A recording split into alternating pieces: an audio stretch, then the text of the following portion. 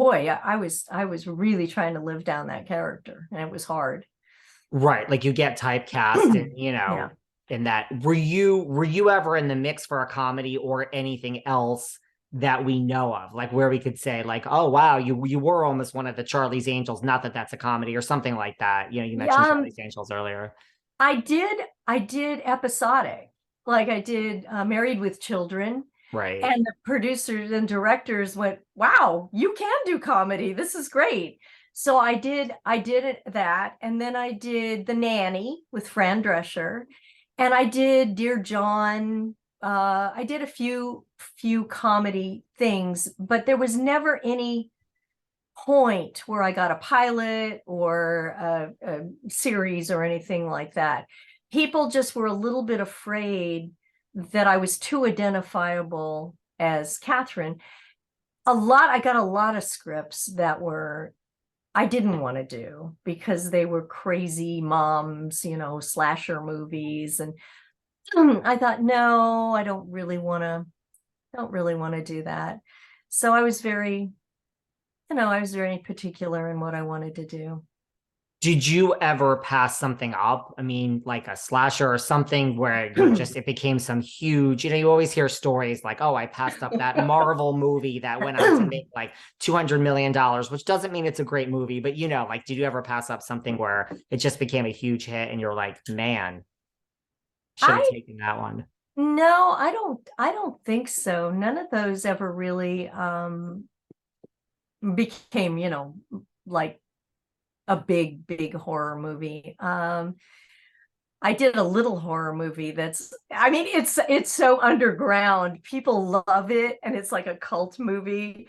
And it's absolutely it's a vampire movie. It's called Sundown, the Vampire in Retreat with David Carradine, Maxwell Caulfield, Bruce Campbell. I mean, it was hilarious. It was funny, and I got to play this mom who was completely oblivious. Her husband's a scientist, and he makes fake blood for the vampires because they want to go straight. Go figure, right? And I'm totally oblivious, moving to this town with all these vampires, going, "Wow, they're why do they do that?"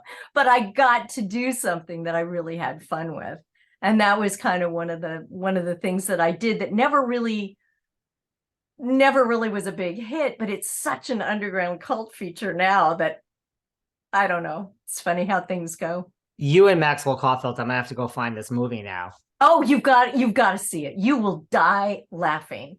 I mean, especially if you know the backstory of David Carradine and working with him. Holy moly. It I don't know what to say.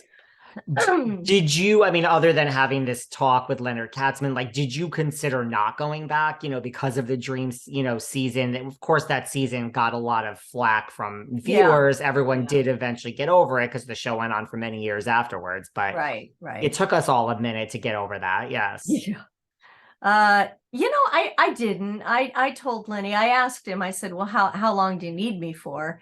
And he said, "Well, we need you, the beginning of the season, because you're going to go into the hospital and you're going to confront Bobby. And then that storyline's going to be, oh, she's still alive. Oh, okay. He's still alive. She's still alive. Now what's going to happen?" And then they kind of did the thing with Pamela, but I'm trying to remember. I really kind of lost track of the show after that because I had my family and everything, and I don't really know where they went. I know Victoria left the show, and did they replace her with somebody? Another actress? I don't remember. No, no, they definitely didn't. Like, I remember, yeah, I mean, some of it gets fuzzy for me too. Like, I mean, I remember, Bobby was blind and you try to kill him with Right, lethal injection. right, right, And then, I right. mean, that I think was the end, right? Like, that's when they you went away Yeah, yeah, after that. disappeared, and that was the whole thing about the sequel that they did, because I know a few people threw my name out there and said, "Well, Katherine's, where is she? We need her to come back." And Kenny, it would be great to have them. I don't know whatever happened with that. I don't know why they brought some people back and other people they didn't. I didn't follow a storyline. But I had a lot of fans ask me that. A lot of fans say, why didn't you go back to do the sequel?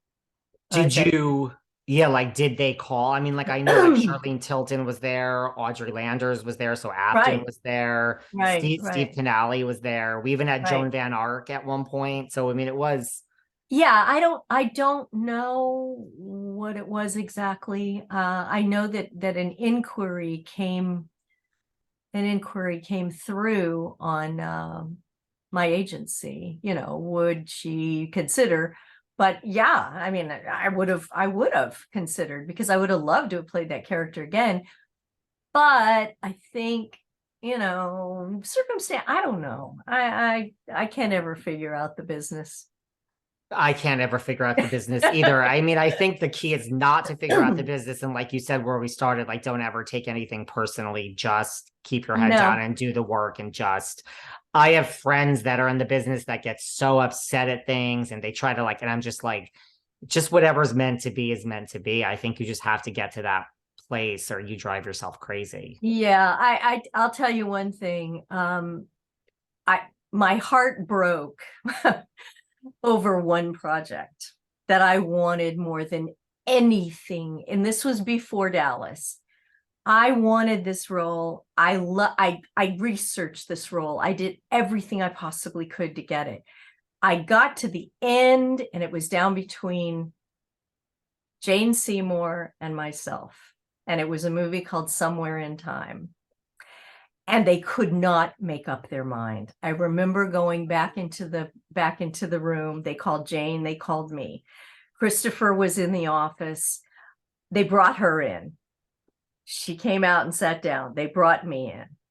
I came back and sat down. Then finally they said, okay, girls, you can go. And I waited and waited and waited. And I thought, this is my role. This is me. This is what I want to do. And I had my heart set on it. And I knew when the florist truck drove up to the door, I knew I didn't get it. And they said, basically, Chris wanted to go for the English accent.